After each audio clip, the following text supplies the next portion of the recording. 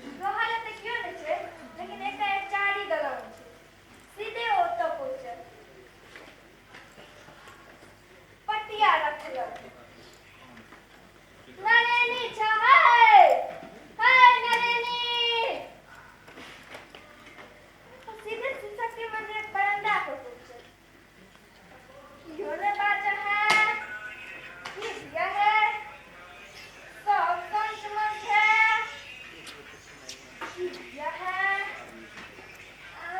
या अल्लाह या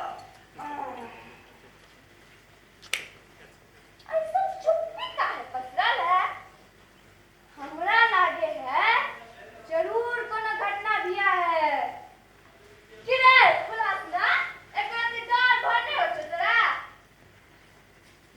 आवा मालिक तोरा आवे डरे रहबे त कोन बातक डर? ये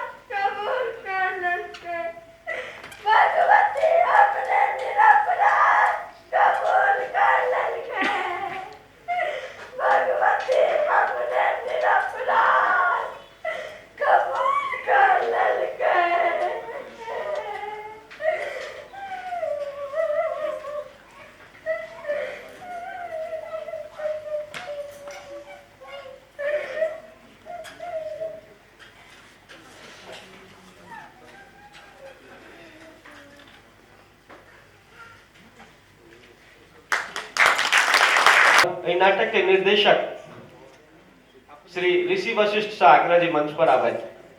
वशिष्ठ जी के लिए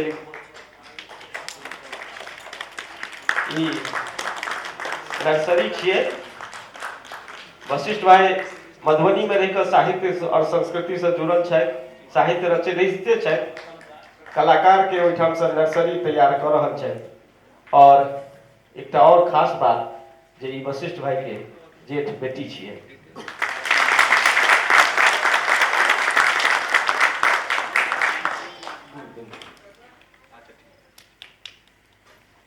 सब गोटे के हृदय से आभार प्रकट करे छी। एतेक शांतिपूर्वक ए बच्चा के प्रदर्शन देखलिए, एकर ई पहिल मंच छलै आ भागवंत एहन जे अहाँ सब संग प्रबुद्ध दर्शकक सोझा ई नाटक केलक आ अहाँ सब एतेक शांति धैर्य देखलिए। हुनकर भविष्य उज्जवल होय, नाटक क्षेत्र में से ई किछु करे, मैथिली नाटक जगत में से ई एकर पहचान होय, अहाँ सबक आशीर्वाद एकरा प्राप्त होय, से अहाँ सबक सानिध्य के लाभ